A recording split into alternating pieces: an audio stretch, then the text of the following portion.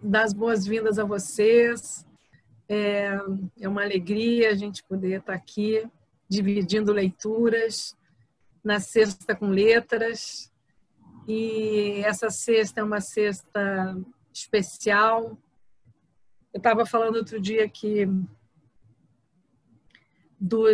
falei agora até há pouco no curso de formação em rodas de leitura, né, que por acaso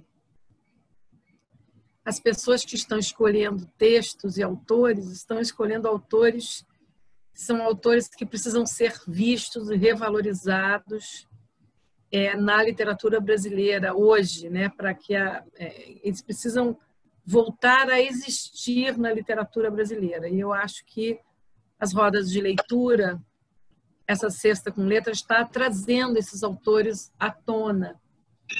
Então, é o caso, né, do Ivan Ângelo. Né? Já tivemos vários outros autores aqui que vocês trouxeram, que os nossos leitores guias trouxeram, né? Como foi o caso do Luiz Vilela, né? E tantos outros. Então, assim, é um momento em que esses autores aparecem e podem ser apresentados ao grande público. Então, é uma alegria poder contar com a presença da Vânia Salek, né, que vai ser a nossa leitora regente hoje, vai nos apresentar o Ivan Ângelo, e eu vou deixar tudo para ela, as informações todas vou passar para ela, e desejar a todos um ótimo momento de leitura. Gente, obrigada pela presença. Obrigada, Vânia. Vânia é poeta, atenção, esqueci também de apresentar a Vânia, né? Vânia é poeta, é professora de literatura, uma grande leitora e uma grande amiga da Estação das Letras, uma grande personagem aí que nos ajuda muito. Ok? Bom, Suzana, muito obrigada. Queria agradecer a presença de todo mundo. Primeira vez que eu faço isso, primeira vez que eu faço uma roda de leitura,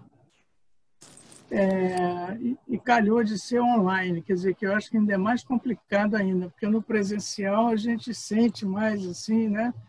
E assim fica, sei lá, meio frio, enfim. Vamos ver se vocês me ajudam aí, né? Porque eu sempre fico tem aquele receio. Bem, quando a Suzana me perguntou se eu topava participar de uma roda de leitura, eu fiquei super feliz e irresponsavelmente disse que topava, porque, bom, fazer isso assim, né? Agora que eu estou fazendo o curso de formação de roda de leitura com ela, mas como eu trabalhei em creche durante muitos anos, fazia roda de leitura com as crianças pequenininhas que não sabiam ler. Então, eu contava muita história, conversava com elas. Isso é mais ou menos a mesma coisa. Para criança, para adulto, não há uma mudança assim, tão grande assim. O negócio é despertar, manter o interesse. Então, eu comecei a ler. Peguei aquele livro 100 contos, né? 100 melhores contos do século, compilado pelo Ítalo Morricone. E, bom, vou escolher o conto... Vou ver um conto aqui, vou tirar um conto para ler. Foram vários, né, que eu escolhi, que eu consegui selecionar. Mas aí fui fazendo a triagem e ficaram 2. Por acaso, eu fui ler depois, por acaso, do mesmo autor. Eu disse, bom, então o autor não tem dúvida que vai ser o Ivan Ângelo. E entre os 2 contos eu escolhi esse, Bar. Vou falar um pouquinho do autor. Ele é mineiro, ele é um autor mineiro, nasceu em fevereiro de 1936, em Barbacena, e se mudou logo para Belo Horizonte, ainda criança, e começou a carreira dele de escritor aos 21 anos. Camila, obrigada. Para colocar os dados biográficos dele. Obrigado. Ele começou a carreira de escritor na revista de Arte e Cultura, Comportamento, editada em Belo Horizonte mesmo. Em 65, ele se mudou para São Paulo. Ele foi convidado para fazer parte da primeira equipe do Jornal da Tarde, para montar o Jornal da Tarde de São Paulo. E ele foi convidado e ele foi editor, secretário de redação e colunista desse jornal. Ele trabalhou a vida inteira em jornal e outros jornais, quer dizer, sempre como colunista, como cronista. O meu fone de ouvido. Tem algum microfone aberto aí que... Então, de 1999 até outubro de 2018, ele escreveu crônicas para a revista Veja, São Paulo. E, nesse período, ele colaborou também para outros jornais. Eu confesso que eu não sei se ele continua morando em São Paulo, se ele voltou para Minas, ele se aposentou da Veja, tá, em 2018, 1 ano e pouco, 2 anos. Ele estreou na literatura em 1959 com um livro de contos chamado Homem Sofrendo no Quarto, e esse livro já ganhou o Prêmio Cidade de Belo Horizonte. 2 anos depois, ele lança, junto com o Silviano Santiago, amigo dele, ele lança um livro Duas Faces, que são contos e com 2 novelas do Silviano Santiago. Aí, 15 anos depois, em 1976, é que sai o outro livro dele, A Festa, que ele mesmo classifica como romance e contos. Tá? O livro foi publicado em 76, mais adiante eu vou falar um pouquinho a respeito desse livro. Ganhou o Prêmio Jabuti. Em 79, Casa de Vidro, novelas curtas. Em 1986, A Face Horrível, que são contos, que é de onde eu extraí esse livro, esse conto. É esse livro aqui. Não sei se está dando para ver, se está invertido, sei lá o que é. Depois, em 95, os livros dele saem em intervalos mais ou menos longos. Em 95, ele escreveu outro romance, Amor. Ganhou o Prêmio Jabuti de novo, né? A Face Horrível ganhou o prêmio da Associação Paulista de Críticos de Arte. O Amor, o seguinte, ganhou o Prêmio Jabuti. Em 2007, 2012, ele vem publicando as crônicas que ele escreveu nos jornais, na Veja, ao longo desse período. Ele também tem alguns livros para jovens que ele começou a escrever em 1994, até em função muito assim, a partir de conversas com a filha dele, e aí ele enveredou por esse caminho também. Então, ele tem O Ladrão de Sonhos, Pode Me Beijar Se Quiser, O Vestido Luminoso da Princesa, O Comprador de Aventuras, História em Ão e Inha. Ele tem livros publicados na França, Alemanha, Áustria, e tem muitos textos disponíveis na internet, inclusive esse conto de hoje, Bar. Eu queria falar um pouquinho sobre o livro A Festa. Camila, pode subir um pouquinho aí? Obrigada. Eu comprei esse livro, eu comprei depois que eu escolhi o conto, né? Comprei pelo aquele sebo que tem na internet, que é conhecido. Ele começou a ser escrito em 63, mas com o golpe militar de 64, o Ivan Ângelo só conseguiu concluir o romance em 1975. Ele apresentou a algumas editoras, 2 editoras rejeitaram publicar o livro. Concluir o romance, ele apresentou a algumas editoras, 2 editoras.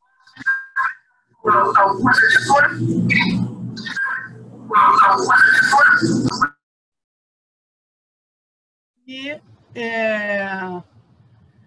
e conseguiu publicar em 76 e ganhou o Jabuti. O livro é muito interessante. Ele tem um estilo extremamente inovador. A gente tem que lembrar que naquela época, na época que o livro foi publicado, que ele começou a escrever, ele começou em 63 e saiu em 70, concluiu em 75. Não tinha internet, não tinha WhatsApp, não tinha nada disso.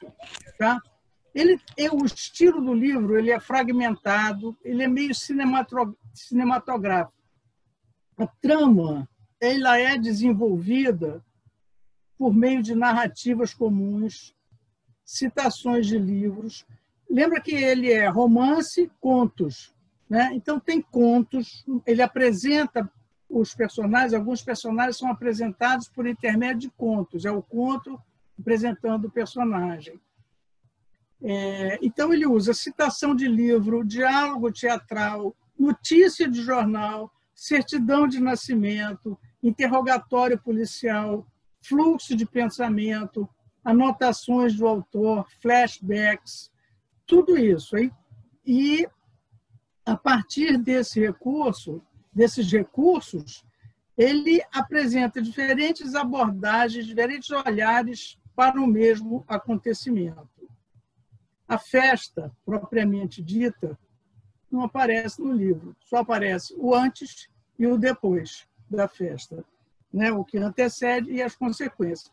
O fato dele ter ficado tanto tempo sem conseguir escrever, entre o início e o final, a conclusão do romance, contos, uma dica pode-se dizer que tem no próprio romance, em que ele diz assim, numa das anotações do autor, né, que ele vai falando e tem anotações do autor. Numa delas, ele diz assim, escrever o que nessa terra de merda? Tudo que eu começo a escrever me parece um erro, como se estivesse fugindo do assunto. Quer dizer, é uma dica do motivo pelo qual ele não conseguiu concluir o livro antes. Tá? Então, sobre a festa é isso. É um livro interessantíssimo. Eu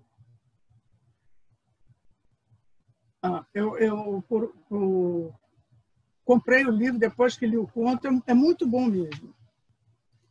Sobre a Face Horrível, esse romance esse livro de contos que ele publicou em 1986. Isso, obrigada, Camila. Ele traz 7 contos que tinham sido publicados em 2 faces, aquele livro de 1961 e 7 contos inéditos. O interessante nesse livro, particularmente, é que ele dá uma espécie de oficina para a gente, oficina de escrita, que ele pega um dos contos que ele escreveu em 61, chamado Denouement, desfecho, né? Ele é um dos contos reproduzidos nesse livro. Então, ele transcreve ipsis literis. Na introdução, ele fala que ele procurou mexer o mínimo possível nos contos antigos e tal, exceto nesse daí, em que ele apresenta, ele vem no livro A Face Horrível, exatamente como ele foi publicado em 1961.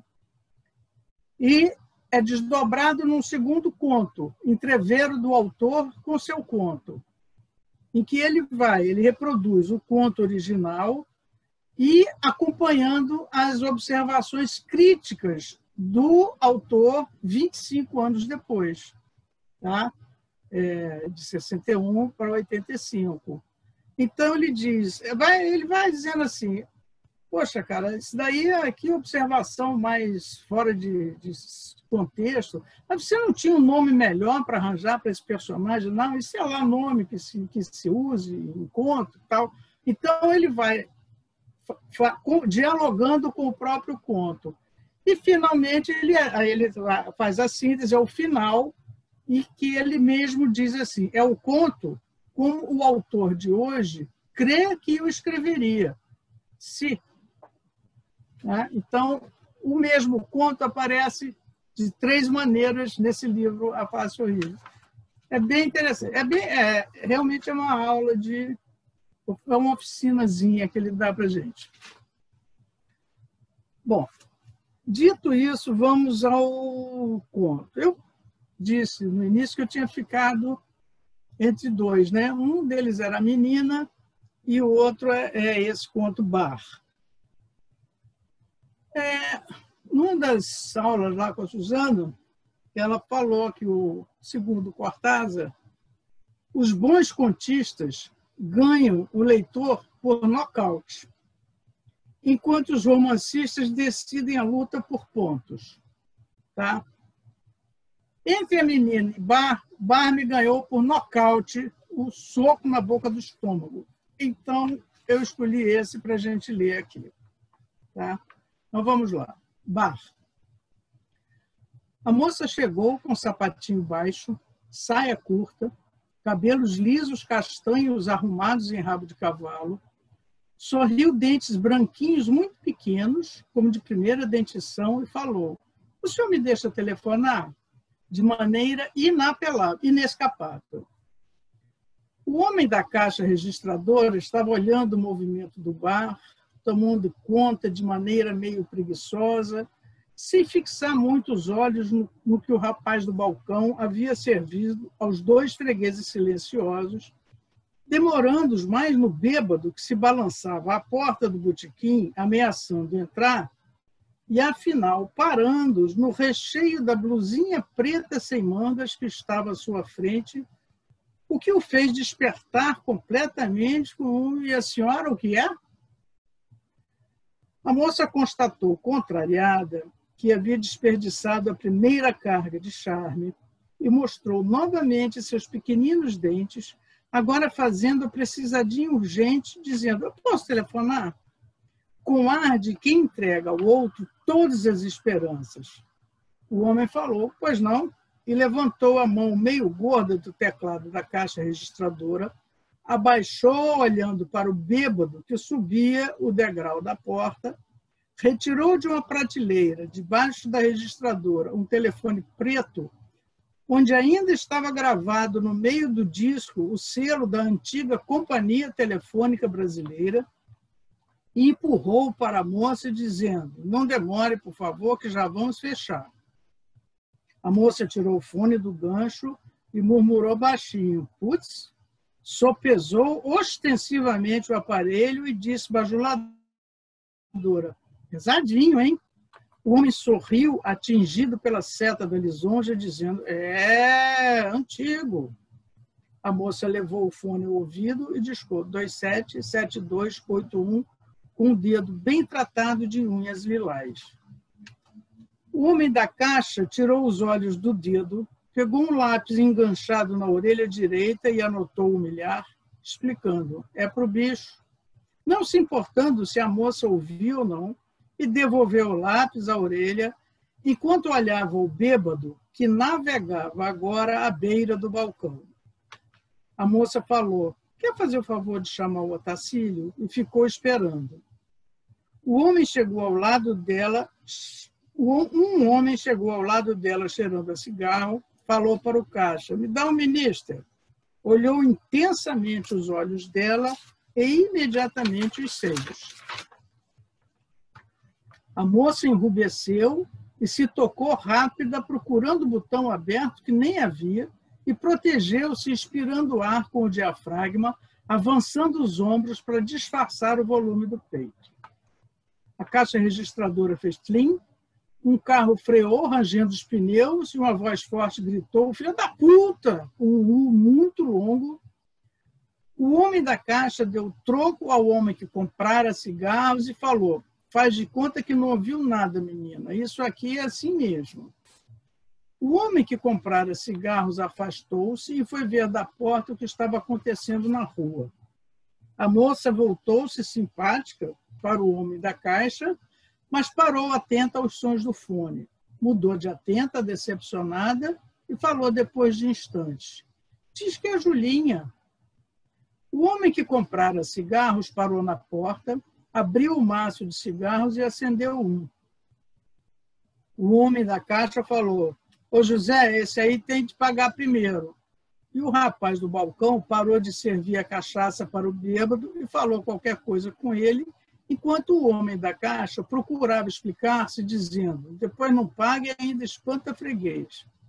A moça sorriu condescendente. O homem fumava à porta e olhava as pernas dela. A moça pôs uma perna na frente da outra, defendendo-se 50%, e falou de repente alegre: oi, demorou, hein? E procurando um pouco de privacidade, virou-se dizendo: ficou com raiva de mim? O homem da caixa fingia-se distraído, mas ouvia o que ela dizia. Pensei, não me ligou. O bêbado navegou contornando arrecifes e chegou ao caixa com uma nota na mão. Mas não é isso, não é nada disso. O homem da caixa disse: pode servir, José. Não sei, fiquei com medo, só isso. O bêbado começou o cruzeiro de volta. Não é de você. Acho que é assim mesmo, não é? A caixa registradora fez tlim, marcando 500 cruzeiros. Poxa, Otacílio, pensa o tanto de coisa que vem na cabeça da gente numa hora dessas. Vocês acham tudo fácil. A cara do homem da caixa estava um pouco mais desperta e maliciosa. Claro que é difícil, é só querer ver o lado da gente, pô. O rapaz do balcão pegou o mesmo copo meio servido e a mesma garrafa e completou a dose do bêbado. Tá legal. Eu também acho. Vamos esquecer o que aconteceu ontem, falou. O bêbado olhou atentamente para o copo, como se meditasse, mas, na verdade, apenas esperando o momento certo de conjugar o movimento do navio com o de levar o copo à boca, e, quando o conseguiu, bebeu tudo de uma vez com uma careta e um arrepio. A moça ouviu com ar travesso o que o Otacílio dizia e sorriu excitada seus dentes branquinhos. O homem da caixa olhou para o homem da porta e a cumplicidade masculina brotou nos olhares. Não, sábado não dá. Aí já passou. Ora, como? Passou do dia, Ota, não dá. Não dá para explicar aqui, você não entende? Tem dia que dá e tem dia que não dá, pô. O homem da caixa piscou para o homem que fumava na porta, como quem diz: você que estava certo. Uai, só daqui uns 15 dias. Lógico que eu me informei. A moça viu o olhar do homem da porta e virou-lhe as costas. Hoje? Tá louco? O homem que fumava ficou olhando-a por trás. Papai não vai deixar, só se eu falar com a mamãe e ela falar com ele. Alguém chegou e falou: cobra 2 cervejas e me dá um drops desse aqui, ó, hortelã. Ora, o que eu vou falar? Não sei, pô, dou um jeito. Pode deixar que eu me viro. A caixa fez plim e o homem foi embora sem que ela ouvisse. Não, eu vou. De qualquer jeito eu vou. Agora eu que estou querendo. A moça olhou para o homem da caixa e fugiu depressa daquela cara agora debochada. Então me espera. Eu vou aí, tchau. A moça desligou e ficou uns instantes com o olhar baixo, tomando coragem, e depois falou para o homem: posso ligar só mais umzinho?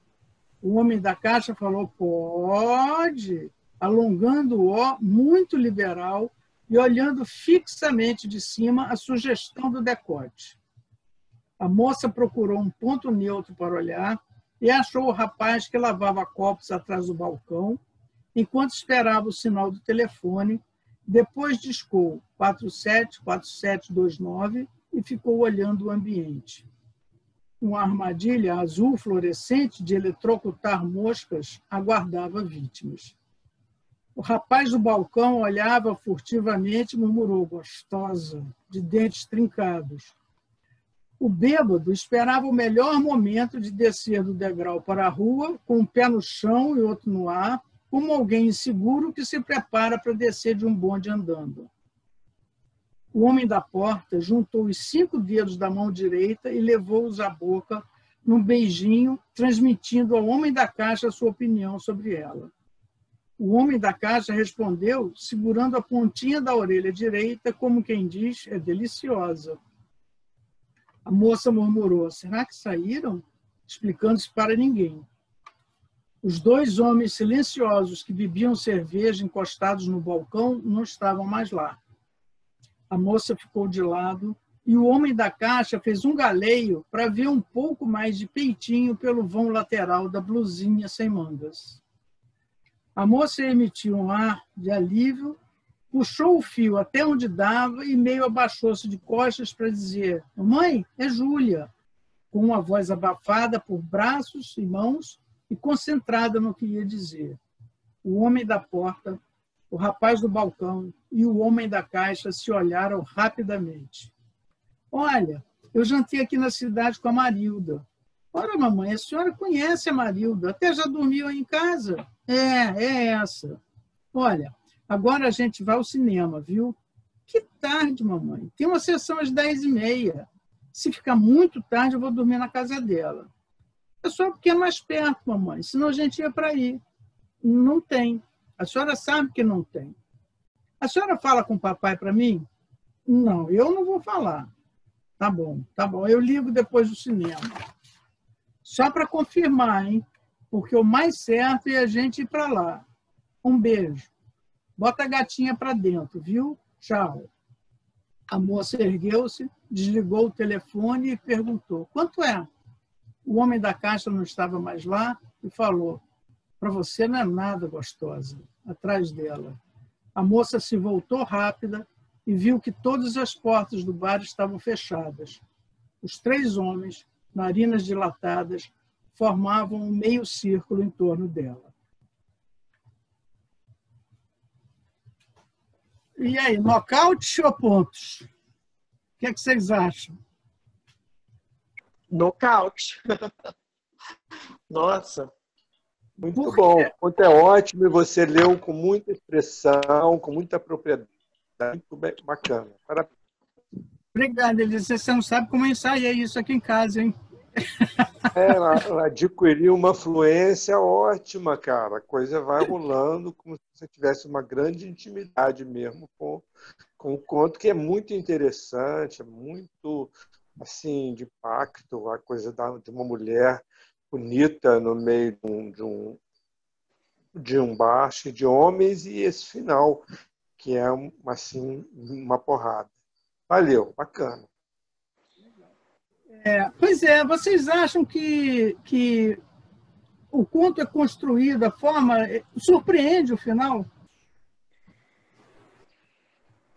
Sim. Surpreende? Para mim, não. Eu também Hã? não fiquei surpreendida com o final, assim, não fiquei tão surpreendida, porque eu fui sentindo uma tensão e fui me sentindo no lugar do famoso, assim, foi me dando um mal-estar tão grande, assim, não me surpreendeu tanto, não, assim, mas a própria tensão que ele vai criando, assim, de uma certa forma, parece que foi me avisando, assim, que não ia acontecer uma boa coisa, sabe? Então, acho que é por isso que eu fui tão surpreendida. Eu não tive a impressão, assim, não fiquei surpresa, não. Quer dizer, eu fiquei surpresa, assim, ao contrário.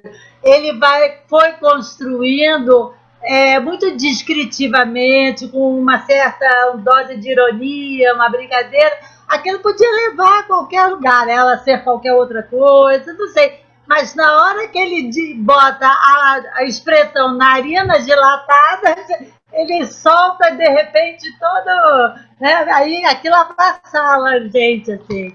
Mas eu não esperava que fosse isso. Realmente eu não esperava. Eu achei que ficaria numa situação mais mundana. Aproveitar o microfone aberto, vai. A minha sensação foi um pouquinho diferente da Mariúcha. Eu achei que ele fez exatamente uma luta de boxe, sabe? Teve certo momento no meio do ponto que ele acelerou as passadas, né, os golpes, depois ele deu um refresco, e nessa sequência final, eu passei o tempo todo querendo que não fosse o final que foi, entendeu? Eu fui ficando tenso, achando que podia, de repente, ser uma brincadeirinha, um jogo de palavras que estava sendo mal entendido. Mas na sequência final dos golpes, que deu um nocaute sim para mim, ele não me deixou tomar fôlego. A fala da menina ao telefone, não, mamãe e tal, não sei o que, contando a história, eu falei, bom, danou-se mesmo, é por aí. Aí, quando as portas estavam fechadas, eu já estava no chão. Aí Mas eu achei, você fez a referência ao nocaute, né? A situação ganhar por nocaute e tal, e não por pontos. E eu me senti numa luta de boxe, entendeu? Assim, me senti exatamente um boxeio lá. Eu fiquei surpresa, muito surpresa. Quem está falando? Até Silvia. porque todo o diálogo, né, usa pontuação, vai num papo de bar. Então, isso, para mim, foi imprevisível. Eu achei muito bom. Né? Não esperava esse final. Pois é, porque o final, o fantasma final é que no final, o final fica absolutamente em suspenso, né? Porque ele não diz nada do que aconteceu no final. A gente é que... Imagino. O leitor é que pressupõe, né? O leitor é que termina a história. A história é terminada pelo Ivan Ângelo. Não, parece que vai começar aí, né? Eu acho que ele bastante interessante, porque ele não me deixa alternativa a não ser achar que o final é esse. E, enfim, um assédio em cima da menina. Ele não me deixa alternativa, exatamente pela descrição e pela evolução do texto, né? E, ao mesmo tempo, não se compromete e deixa comigo a responsabilidade de entender. Tipo assim, eu não disse nada, diria ele, entendeu? Mas ele não me deixa alternativa. Eu não posso achar que a essa altura está havendo mal entendido. Ou seja, ele não fala, mas não me deixa outra opção que não entendeu o que ele não falou. Aquelas narinas dilatadas ali denunciam tudo. Não tem jeito. Pois é, mas ele não precisa descrever nada, né? Ele não... Dele. Que é o oposto do texto, que é todo descritivo. Você vê o bar como cena de cinematográfica mesmo. Aquele ali no canto fazia isso, o outro ali, na porta ali, ele vai descrevendo, todo descritivo. Mas o final ele eu né? Ele muda a forma dele. Eu gostaria de falar... Ele não descreve, mas ele tem um poder de sugestão tão grande que você pode imaginar tudo, que eles vão cair em moço, que ela vai sofrer uma violência. Então, é assim, um ápice da coisa de uma mulher sozinha no meio de um bar escrito com primor, como ela já falou, tem até o negócio de matar mosca, o diálogo muda de tom, primeiro ela fala com o namorado, depois ela fala com a mãe, e o bar acompanha tudo e o bar cai sobre ela, quer dizer, em suspenso. Aí eu acho isso muito bom, muito, muito chocante, uma boa proposta de final, né? Queria comentar um outro aspecto. Eu falei assim, bom, não surpreendeu. Eu acho que ele foi descrevendo o conto de uma maneira que, obviamente, não é o caso dele. Ele não é um machista, ele não acha que a mulher que provoca o estupro, mas a maneira como ele vai escrevendo, para determinados leitores, poderia sugerir que era inevitável aquilo, porque ela estava de saia curta, com o peito à mostra, praticamente, né? Porque ela tentou fechar, mas não tinha botão.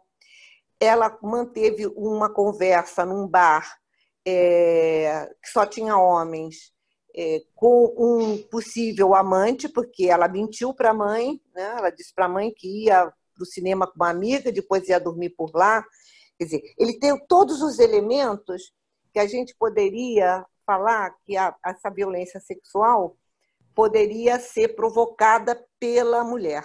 Né? Óbvio que hoje nós estamos em 2020, mas esse conto é de 1986. Naquela época, a vítima era culpada ainda. Hoje é que tem a questão do feminicídio, hoje é que tem a questão da violência sexual. Nesses 24 anos, houve uma mudança muito grande de mentalidade, mas quando ele escreveu, não. Então, minha questão, para dividir com vocês, que eu fiquei extremamente chocada com o conto, obviamente, né? Como mulher, a gente não tem como escapar desse sentimento horrível que o conto nos vai conduzindo, né? Mas eu queria saber se ele teve essa intenção de colocar numa dubiedade em relação à menina, à moça. Se isso foi... Diga. Não, eu queria colocar essa questão para discutir. Era uma das coisas que eu ia perguntar. Primeiro, se o conto se chamasse Botequim, faria alguma diferença em vez de bar? Se fosse Botequim, o título faria alguma diferença? Para mim, não. Não, né? Exatamente. O conto é narrado como uma câmera, né? Como se fosse uma câmera de cinema, né? Inclusive, a própria pontuação nos diálogos, nas falas, melhor dizendo, não há um travessão, não há um sinal de aspas, não há nada, né? Quer dizer, isso talvez seja para que o leitor dê a entonação, né? Mas, no próprio texto, na descrição da cena, alguém está manuseando essa câmera. Seria uma câmera manuseada por um homem ou por uma mulher? O que vocês acham?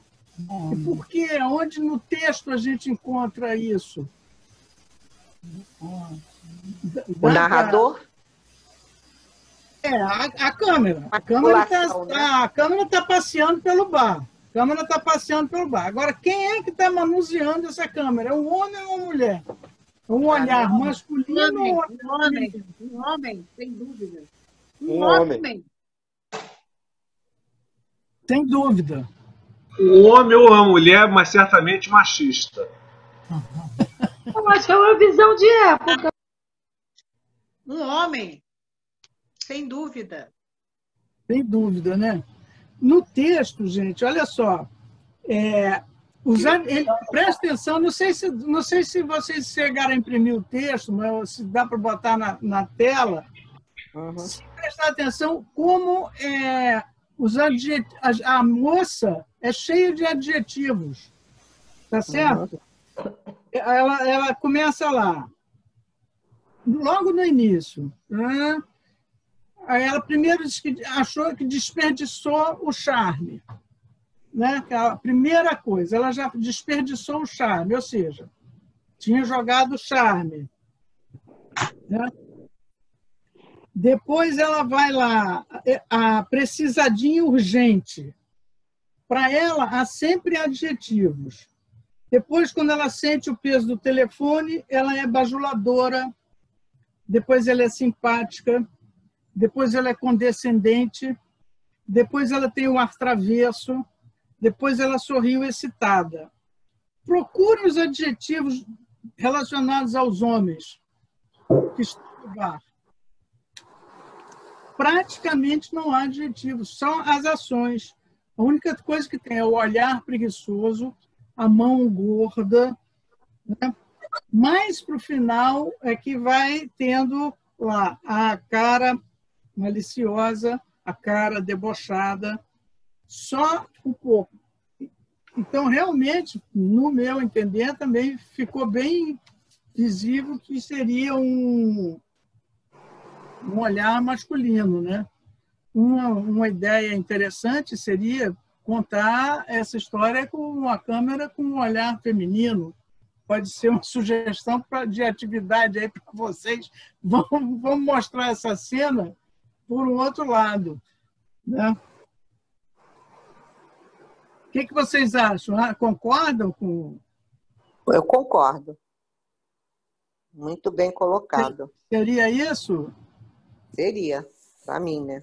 Eu achei interessante que o homem nunca é identificado só um homem, aquele que está do outro lado da linha, o outro assim.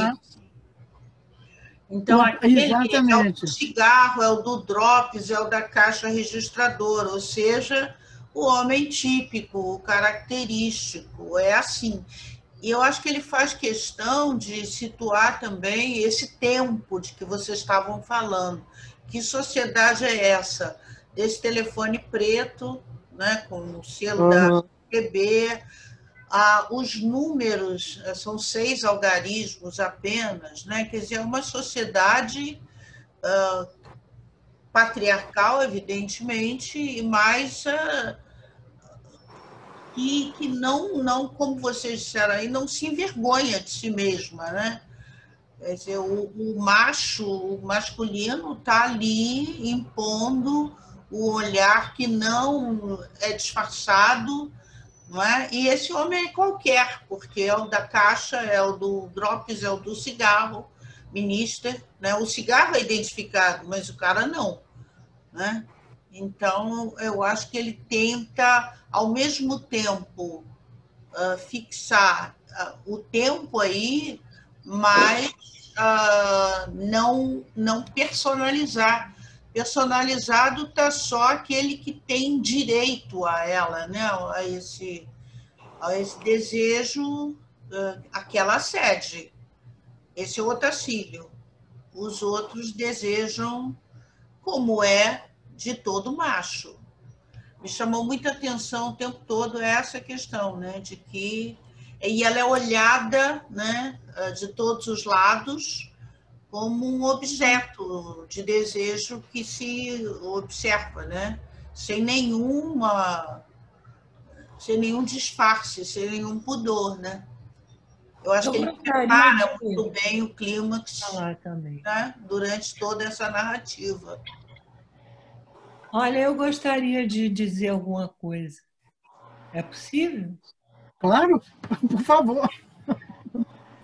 Então, olha, eu acho que o texto é bem claro. Ela entrou lá, ela não avaliou o risco que ela estava correndo, mas que ela entrou lá jogando charme mesmo, ela entrou sim, não tem por que dizer que ela entrou querendo que o charme dela alcançasse ao homem do bar para ela obter a facilidade de ter um telefone, porque ela precisava falar. Isso não sou eu que estou dizendo. Quem está dizendo isso é o texto. Até ele diz, olha, ela percebe que perdeu uma parte do charme que ela jogou inicialmente. Portanto, ela foi provocadora. Ela se arriscou nesse sentido. Ela não considerou o contexto em que ela estava vivendo. Ela foi displicente.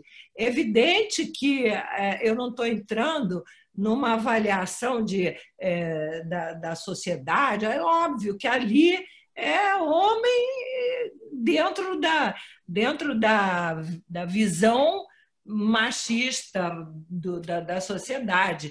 E tanto é que ela liga para o pai, ela tem medo do pai, ela pede a mãe. Então, tem realmente o sistema patriarcal forte ali. Mas duas coisas são muito claras para mim. Ela realmente jogou o charme, ela se arriscou considerando esse mundo que ela não considerou, e aí não se sabe por quê, porque ela precisava muito telefonar. Então, ela teve um risco, ela jogou as fichas e se deu mal, é o que o narrador conta. E eu acredito, a gente, em princípio, acredita, embora todo narrador onipresente a gente deva sempre desconfiar dele, né? Mas aqui o Ivan Ângelo deixou claro a história, como é que foi.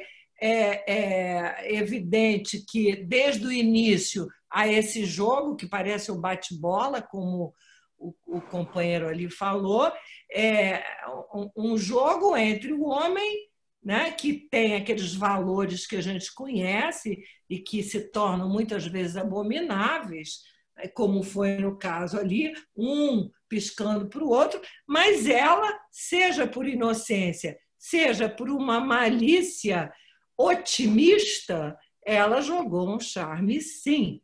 Não para isso, mas para obter outra coisa. No entanto, há que ter cuidado no mundo, né? Não dá para a gente entrar num ninho de vespa, mexer na casa de marimbondo, achando que pode não ser mordida. Pode sim, porque o mundo é assim, o ser humano é assim, e a sociedade que a gente vive é assim. O homem é mais forte. Eu discordo completamente. Eu também. Deixa eu só falar rapidinho, Marlene. Completamente dessa conclusão. Absurda essa conclusão. O que o conto mostra é exatamente a maneira machista de se pensar a mulher. A mulher é que é culpada porque ela sabia, porque ela sabe que o mundo é mau, porque tem lobo mau, porque vai ser comida. Não é nada disso. A mulher tem o direito de vestir saia curta, de sair por aí, e não tem o direito de ser estuprada. Ponto final. Então, esse discurso já era, principalmente partindo de uma mulher. A gente não pode condescender com esse tipo de fala. Ela sabia, porque ela jogou chave. Deixa eu falar uma coisa para você. Não pode é uma palavra machista. Não pode. Então, muda a forma de falar que a gente conversa. Mas dizer não pode é uma posição autoritária que não condiz com o tom que você está querendo defender. Não é possível. E nem tampouco ninguém está culpando ninguém. Eu não culpei. Eu acho que você que está estigmatizada com uma visão e não consegue enxergar algo ou um pensamento que seja diferente desse que está estratificado na sua cabeça. Agora, dizer não pode, você não pode dizer. Eu digo que você não pode dizer.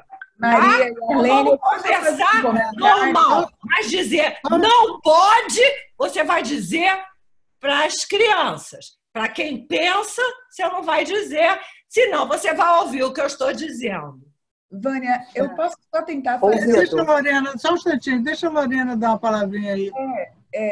Eu acho que quando você propôs a gente olhar pelo lado da câmera, né, que é o narrador, aí a gente tem a figura do narrador, que está posicionando a câmera e ele também está adjetivando essa menina, e ele não adjetiva o homem. Então, eu só queria propor a Maria Letícia para a gente tentar ver por um outro lado, porque, assim, quando você diz assim, ela de fato jogou o charme. Quem diz que ela jogou o charme é esse narrador câmera, que é bem tendencioso. Talvez ela não tenha feito nada mais do que ter entrado e ter pedido do jeitinho dela, a gente não sabe a idade dela, mas esse narrador ele está carregado desse olhar machista que conta uma história tendenciosa, tentando mostrar uma mulher por um olhar todo enviesado. A gente não sabe, de fato, o que essa menina propunha. A gente sabe que ela tinha uma necessidade. Ela precisava pegar o telefone, falar com o amante dela, com o amigo, o namorado, né, o afeto dela, e depois ela precisava... Desculpe, Vânia, você quer falar? Não, pode terminar, está muito bom. Vai lá. Então, assim... Não, é só para concluir, é porque entre a gente afirmar que, de fato, a menina fez ou não fez, eu gostei muito do comentário da Vânia, eu gostei muito de tudo, viu, Vânia? Da sua escolha do texto, gostei mais da sua leitura, e seus comentários foram bastante enriquecedores para a minha leitura. Que quando você colocou a questão da câmera e dos adjetivos, aí esse narrador ganhou mais vida para mim.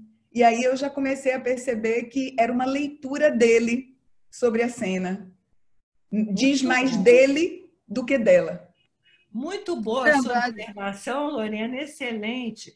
E eu até fiz uma ressalva que a gente, quando tem um narrador onisciente, a gente deve, como dizia o Cortázar, a gente deve sempre desconfiar, né? Agora, eu quando falei, você tem razão, a gente pode ter essa visão que você tem, mas eu me ative exatamente ao texto, o que ele fala, a maneira, agora, que é um narrador masculino, e aí a gente pode viajar até um outro extremo, mas sem considerar essa a inteligente proposição que você fez de desconfiar de um narrador que não deu voz, inclusive a menina, né? A voz que ele deu à menina já é uma voz um pouco, se você analisar nesse sentido, ela pode ser tendenciosa. Mas se você analisar do ponto de vista da narrativa, o que a gente terá é que a moça, ingenuamente, provavelmente ninguém diz que ela não tem direito de não ser estuprada, tem direito, isso é uma maluquice. Entendeu? Então, não é isso. Você colocou bem, fez um contraponto à minha observação com muita inteligência e eu concordo. Acho que se pode também analisar sobre esse aspecto que você trouxe com muita propriedade. Uma coisa que eu queria perguntar também, quer dizer, foi dito aí que existem alguns marcadores de data no texto. Primeiro, a própria situação de pedir para telefonar hoje é impensável, né? Cada um puxa o celular e liga, né? Segundo, o telefone da Companhia Telefônica Brasileira e a quantidade de números. Vocês acham que isso data o texto? Tornou o texto datado? Esses marcadores temporais tornaram esse texto é datado? Olha, ele pode... Eu não sei responder, talvez alguém tenha se ligado mais nesse ponto, mas uma coisa me chamou a atenção, eu achei muito interessante. A forma da linguagem tem coisas que ela fala que são muito, me parecem, ainda atuais, né? Alguns puts, essas coisas assim que são muito próprias de uma modernidade. Mas o interessante que eu achei, né, é como ele poupa as vírgulas, ele não se preocupa com pontuação, e eu acho isso um estilo muito interessante, um estilo que, para a data em que o conto foi feito, me parece um estilo bastante arrojado, porque ainda nessa fase, salvo o melhor engano, e aí se houver alguém especialista em literatura vai poder dizer melhor, mas salvo o melhor engano, ainda havia uma narrativa, a tendência da literatura era uma narrativa mais pontuada, mais formal, e ele vence esse obstáculo de uma maneira maravilhosa, muito bem lida por você, porque a sua leitura ajudou muitíssimo, e isso é uma coisa que me impressionou. Inclusive, a repetição é quase um poema. O homem da caixa, o homem da... Ele tá também querendo dizer que havia um mundo de homens ali, né? A moça era uma pequena parcela ali dentro, uma coisinha pequena. Mas essa repetição, que poderia parecer um defeito de narrativa da linguagem adotada, não é. Ela é muito interessante, ela prende a atenção do leitor e faz com que a gente se interesse pelo texto. Ele já tinha feito isso assim na festa, né? Naquele romance que eu falei de 76, também ele é muito, muito inovador em termos da maneira de narrar. A proposta dele já é muito... E eu chamei a atenção, não tinha WhatsApp, não tinha internet, e tem muitas passagens que você jura que é conversa de WhatsApp. Entendeu? Parece direto, conversa... Mas quando eu falei em termos de datado, seria em termos de situação. Posso falar? Vânia, posso falar? Posso falar? Posso falar? Pode.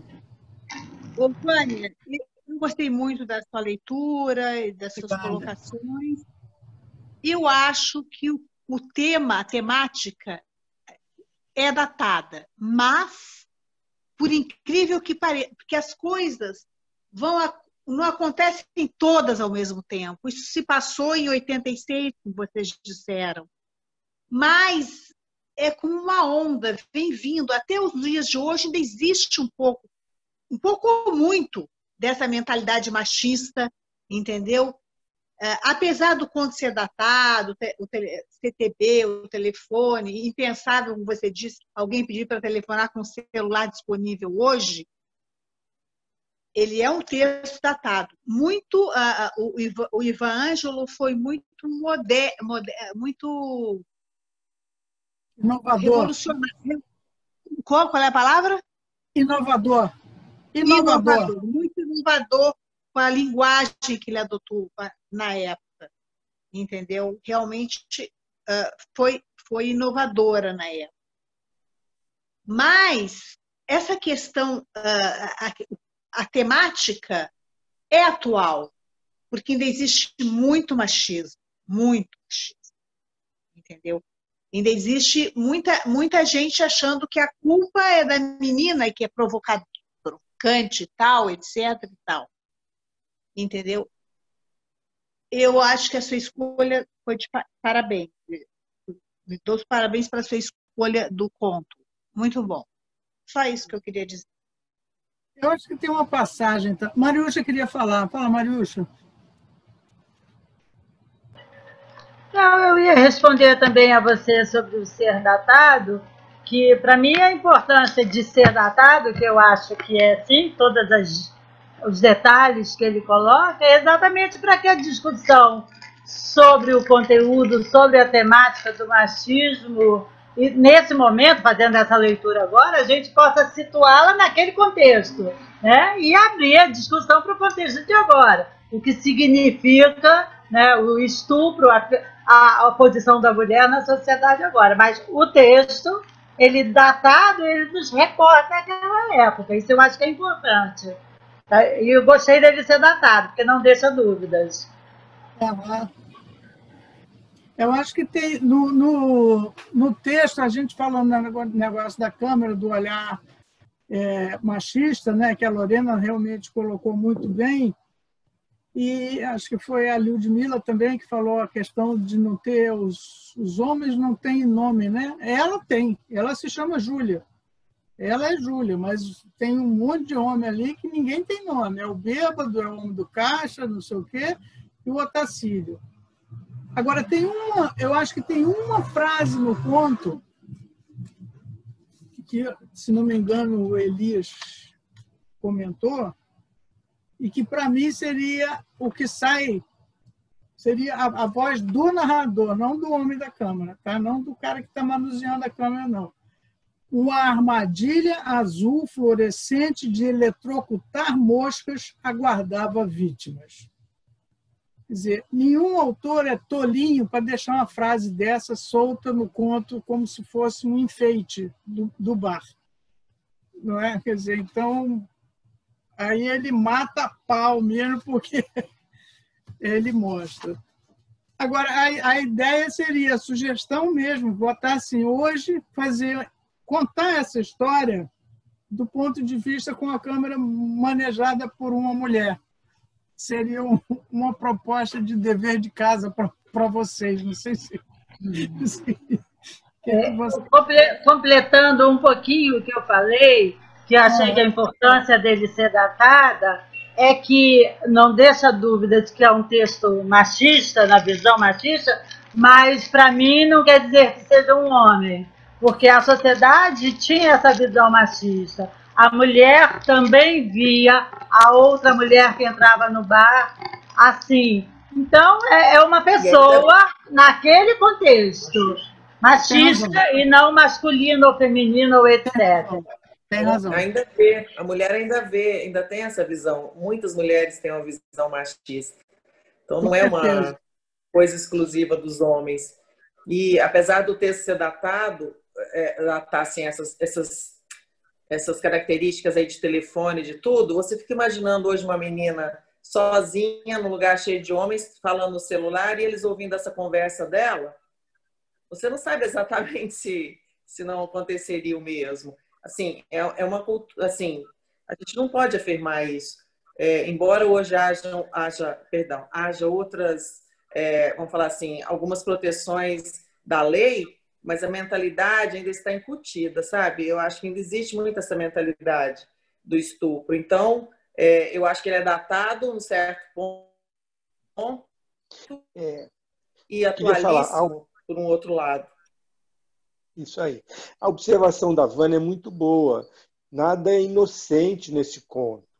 Com todos os detalhes que o Ivan acumula, a forma como ele olha, tem um profundo sentido. Ele está situando uma época quando fala no telefone preto e tal, mas ao mesmo tempo ele está situando uma qualidade de preconceito. Quer dizer, parece um bando de lobos num lugar que moça, cordeiro ou não, se atreveu a pisar e a mostrar a sua ingenuidade. No que ela mostra a ingenuidade, ela se torna uma presa para eles. Ele deixa esse suspenso, mas é muito provocador. Quer dizer, então, ele denuncia uma época e com muita sutileza, assim, descrevendo as coisas que estão no bar, descrevendo as das pessoas, e aí por aí vai. Acho muito, muito legal. É tudo que eu tinha a dizer, mas dizer que a sua leitura valorizou para burro, você leu super bem. Obrigado. Obrigado. Pois é, quando eu li isso, depois eu li, reli, né, Suzana? Reli. Aí na última, numa das últimas leituras, essa menina estava falando com o professor de karatê dela, que ela ia fazer o teste, que os pais não queriam que ela lutasse karatê, e ela é faixa preta. E então ela ia trucidar aqueles caras todos no bar. Fazia uma leitura completamente diferente da história. Não era nada de amante, era professor de karatê. Disse, não, daqui a 15 dias não vai dar, não dá, tem prova no colégio, tem que fazer o teste. Hoje não tinha internet, não tinha Facebook, então ninguém sabia, ninguém não era conhecida. A menina era campeã brasileira de karatê, caramba, faixa preta já, estava se treinando para a Olimpíada. Mas é uma explosão de violência que lembra o Rubem Fonseca, né, Vânia? É verdade, verdade. É verdade. É a porrada. Toma. Né? E sem dizer, né? E sem dizer. Quer dizer, sem entrar em detalhes, ele sugere, quer dizer, no final, quando o conto termina onde a história vai começar, onde a barra pesada vai começar. Quer dizer, ali ele encerra, aí deixa para você. Como eu acho também essa questão da pontuação é muito para o leitor colocar. Então, cada um vai dar a entonação que acha que deve ser, né? Quer dizer, a pessoa poderia ler. A moça chegou com sapatinho baixo, saia curta, cabelos lisos castanhos arrumados em rabo de cavalo, sorriu dentes branquinhos muito pequenos, como de primeira dentição, e falou: o senhor me deixa telefonar de maneira inescapável. Quer dizer, como está escrito. Né? O outro falou: pois não. Ele podia ter dito: pois não, a senhora o quer? Sabe? Então, existem... Eu acho que o legal do conto é que ele deixa muita coisa em aberto. Né? A própria forma de leitura. Eu escolhi uma, entendeu? O conto é excelente, você está de parabéns. Eu não conhecia esse autor. Estou encantada, já encomendei a festa, estou recebendo. Estante virtual. Lembrei agora o nome do estante virtual que eu comprei. Eu comprei a Face Horrível na estante virtual, eu comprei a Festa na estante virtual, agora vou comprar o Amor. Porque eu conheci o Ivan Ângelo também nos contos. Aliás, eu devo confessar uma coisa aqui, que eu comecei a gostar muito de conto a partir dos Seixas com Letras, que eu comecei a frequentar lá na estação ano passado, quando era presencial. Eu cheguei a comentar com a Suzana, eu lia conto, eu gostava, não sei o que e tal, mas de apaixonar mesmo foi a partir dos Seixas com Letras. Isso aí Pois é. Você me ganhou para o conto. Gente, olha que legal ver isso. Eu também. Eu queria falar. Eu já te disse, eu tinha um preconceito contra história curta. Eu achava que era menor. E a Suzana me ganhou realmente nessas leituras. Também. 2-0 você, Suzana. Como a gente aprendesse a ler. ter que falar porque é um gênero muito adequado para essas reuniões de leitura, porque é uma história com princípio, meio e fim, assim, tecnicamente, começa e termina, nós lemos tudo, mas nunca você vai chegar ao final, porque de um bom conto não termina nunca, né? O conto tem isso, o romance tem que terminar obrigatoriamente, mas o conto ele não termina, né? Ele é um pedaço só, ele foca em geral num acontecimento, num assunto e vai fundo naquilo, né? É um recorte, né? Essa menina ela tem pai, mãe, namorado, não sei o quê, mas a coisa está no bar, na situação, ela está concentrada, por isso que tem essa coisa do conto ter essa característica de concentração, não sou eu que falo isso, são os teóricos, né? Intensidade, porque é muito tenso você, né? E ele faz isso, como a Vânia falou, assim, magistralmente, né? Ele consegue, ele não nomeia ninguém, são aquelas figuras que são meio técnicas, quase o homem da caixa, o homem da porta, o homem da, né? Eles não são nomeados, né? Então essa coisa e que aí ele deixa, isso é que é o magistral no momento assim em que se fazia aquelas narrativas, mesmo os contos um pouco mais formais, ele entra o Ivan Ângelo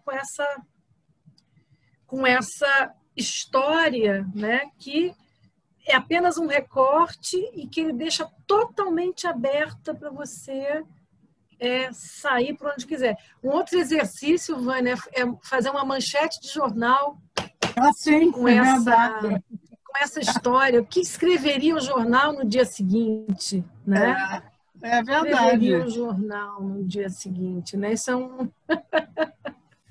assim, mas é maravilhoso. Essa no dia seguinte. Mara? Mara? O que, Mara? Mara, quer falar? Não, eu imaginei a notícia no dia seguinte, sabe? Eu já imaginei essa notícia aí no jornal. E pensou na manchete? Qual seria? Oi? Oi? Paulo. Paulo quer falar. Não está dando para ouvir.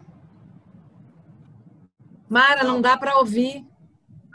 Minha internet não está muito boa, não. Eu estou falando que eu fiquei imaginando essa notícia da menina sendo currada, estuprada, no dia seguinte, no jornal. É o que me veio. Foi a minha interpretação. Mas eu imaginei essa notícia já na minha cabeça, assim, no outro dia, no jornal, talvez...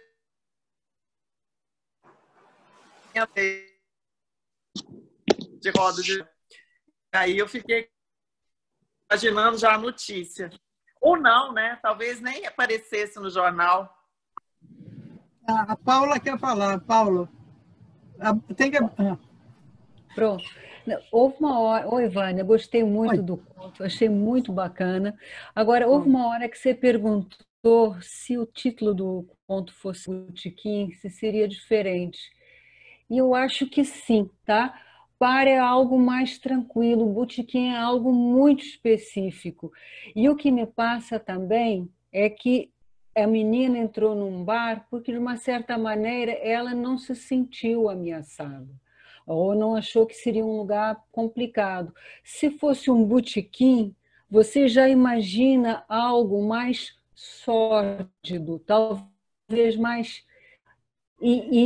o fato, bar é algo muito neutro, e eu acho que isso ajuda mais até, não vou dizer nem que fosse um lugar familiar, tá? Mas se fosse botequim, a gente falou, pô, mas como é que você vai entrar na caverna do lobo, tá? Na toca do lobo? E assim não, a impressão que dá é um bar, tá? Isso foi uma coisa que eu achei interessante, essa escolha.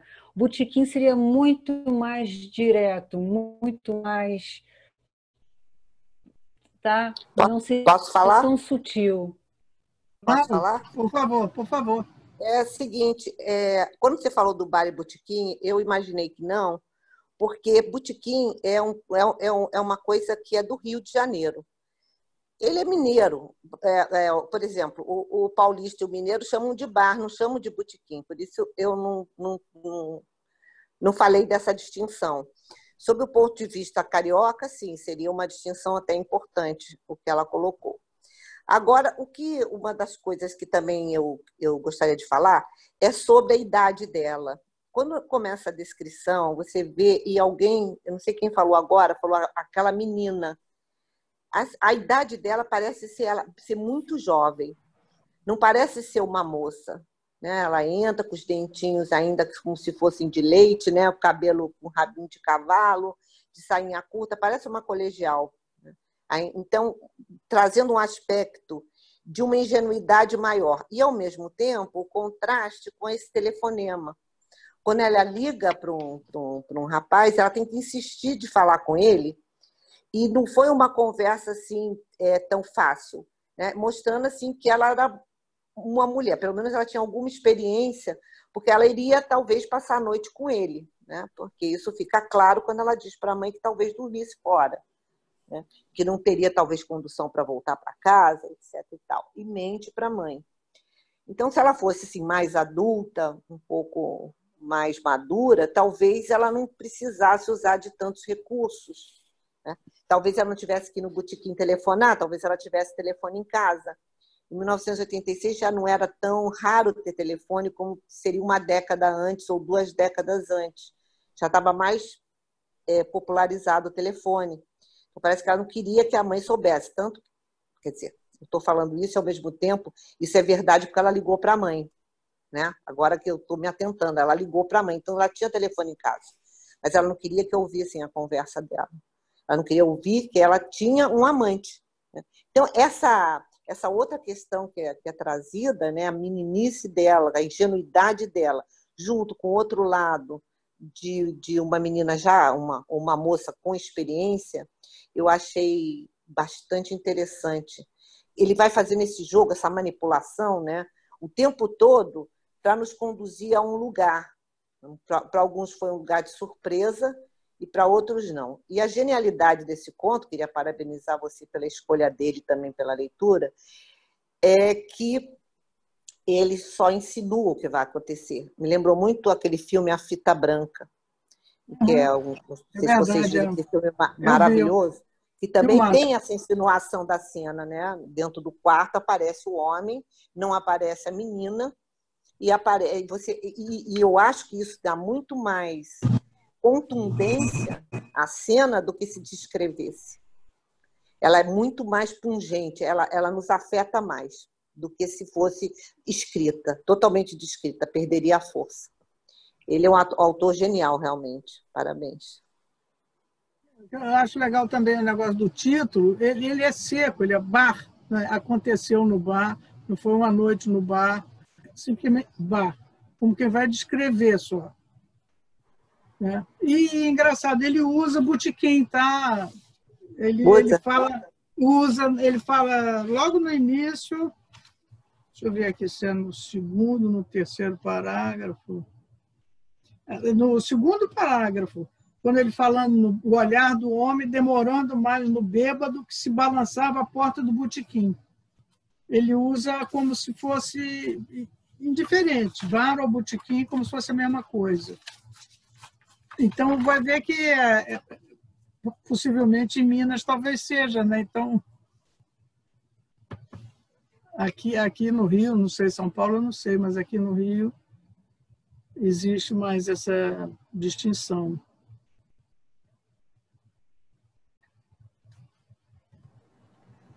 Só uma observação, Vânia.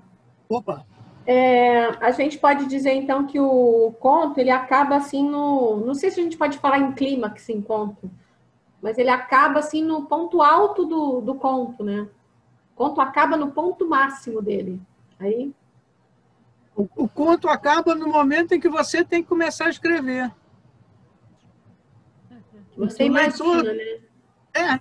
Então, agora, a partir de agora, é você que escreve. Né? Eu acho que é uma das grandes sacadas desse conto, é isso. Porque ele encerra aquela fotografia. Pá! Então, a câmera para ali, naquele momento, né? E que bom que vocês gostaram, fico muito feliz, porque realmente eu tinha ficado em dúvida entre esse e a menina. Recomendo a leitura da menina, é maravilhoso também o conto dele. Aliás, os contos dele, desse livro, também vale a pena. Essa brincadeira que ele faz com aquele que ele transforma em 3 é um espetáculo, tá? Então, o livrinho aqui, A Face Horrível, também tem na estante virtual. Custou, acho que Esse 10 nome, Vânia, A Face Horrível, se refere ao fato de que a humanidade seria em cada um descrita em sua pior... Olha, ele tem um conto chamado A Face Horrível, e ele trouxe para esse A Face Horrível 7 contos do primeiro Duas Faces. Então, ele deve ter feito o jogo com o primeiro livro de contos que ele fez com o Silviano Santiago, aquele, né? Uhum. E trouxe alguns contos e fez um conto, A Face Horrível. É um dos contos desse livro, tá?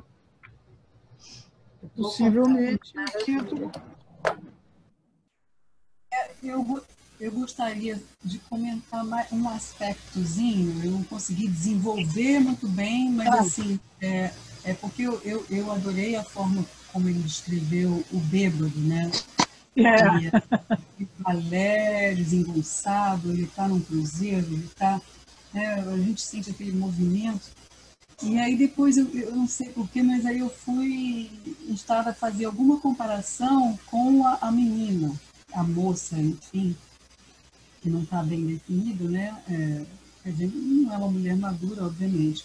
Mas, quer dizer, eles dois, me parece, que são movidos, que têm movidos por um desejo, não sei, eles têm um motor distinto do que daqueles homens, né?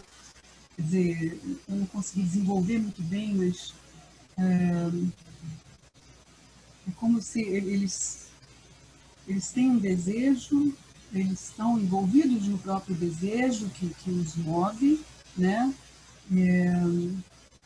Nesse sentido, eles são mais autênticos na demonstração do seu desejo, de alguma forma. E aqueles homens outros estão ali, né, e acabam se aproveitando, né, de uma situação de vulnerabilidade, enfim. Eu queria só marcar essa diferença de pessoas que têm, enfim, não sei, eu deixo em aberto, se alguém puder... Se alguém achar que tem alguma lógica, quiser falar a respeito, mas eu achei muito interessante isso, assim. A menina é movida pelo desejo dela, e aí até eu fui um pouquinho mais ou menos, quer dizer, então ela vai ao telefone, e o telefone fica como uma isca para os outros ali fazerem uma pesca, sei lá, né? Né? Mas essa, não, aí ela pegou uma isca porque estava movida pelo desejo dela. E, enfim, fiquei aberto, não desenvolvi bem, queria pensar melhor. Bem, obrigada. Isso aí.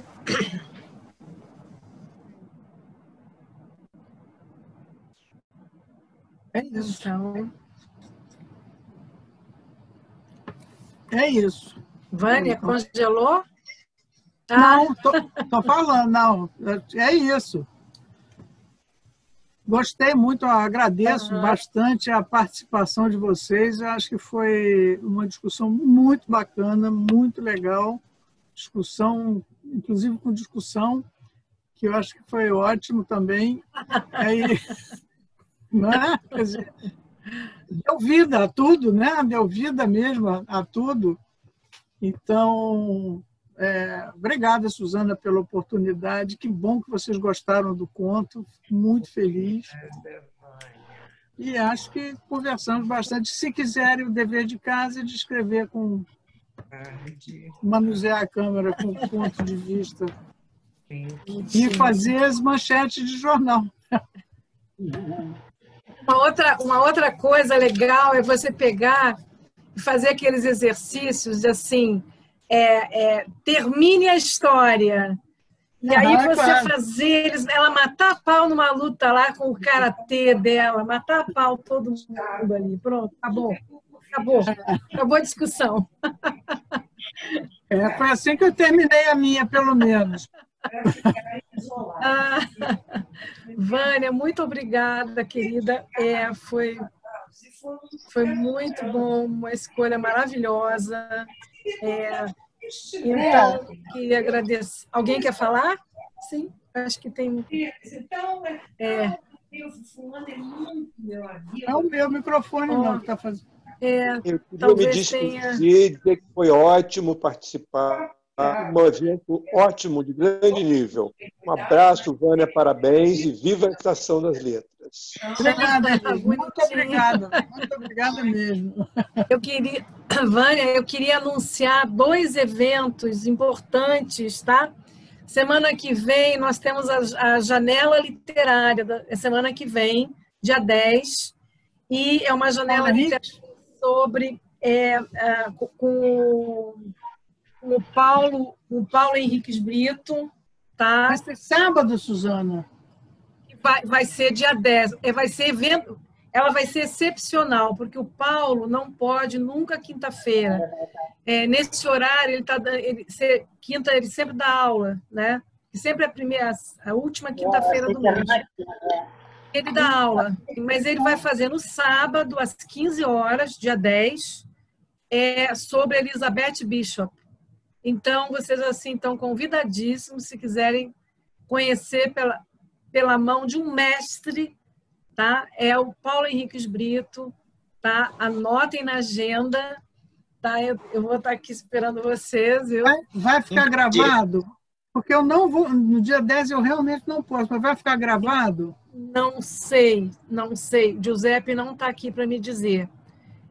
Não sei, pode ser que fique, mas não tenho certeza. Agora, e aí, a próxima Sexta com Letras, tá? Ela vai ser no dia 6 de novembro, e quem vai fazer a Sexta com Letras é a Silvia Carvão, e traz para nós um Mia Couto, tá? Opa. Então, Sexta com Letras, dia 6 de novembro, Mia Couto, com a Silvia Carvão, 17 horas. E semana que vem, não percam, porque é muito preciosa também essa janela. Não é sexta que vem, é sábado. Ai, meu Deus. Sábado que vem. Tá? É poesia, Elizabeth Bishop, com Paulo Henriques Brito. Tá? Muito obrigada. Obrigada, Vânia. Obrigada a você. Obrigada, maravilha Suzana. De trabalho. Muito bem, muito obrigada. Obrigada pela presença, gente. Eu quero, nesse último minuto, pedir desculpa pela minha exaltação, mas é que realmente essas coisas me tiram um pouco do sério, mas é só esse aspecto, tá? Acontece, querida, essas coisas... Eu sou professora de ética, então é meio complicado isso, porque você dá aula nessa situação. E eu trabalho muito a questão do feminismo. Eu acho que toda mulher tem que ser feminista. Como diz a Márcia Tiburi, eu não sou mulher, ela diz para o marido dela, no curso dela. Eu sou feminista, porque mulher é um conceito construído pelo homem. Então, é só isso. Queria pedir desculpa. Obrigada, Arlene. Eu gostei muito, foi a primeira vez que eu participei e gostei bastante, tá? Espero nos encontrarmos de novo. Muito obrigada. Boa noite. Sim. Obrigada, Arlene. Obrigada a vocês todos, gente. Adorei ver todos aqui. Vânia também. Obrigada. Muito obrigada mesmo.